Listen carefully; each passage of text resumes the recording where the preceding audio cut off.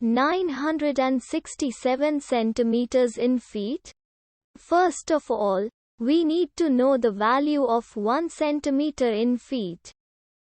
It's always 1 centimeter equals 0.03280839895 feet.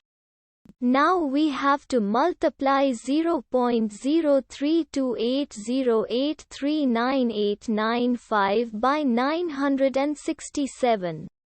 Therefore, 967 centimeters times 0.03280839895 feet equals 31.72572178465 feet.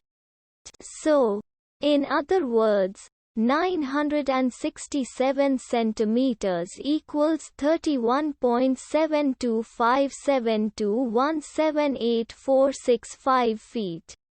We hope you have enjoyed this video. Please like and subscribe to our channel for more videos like this.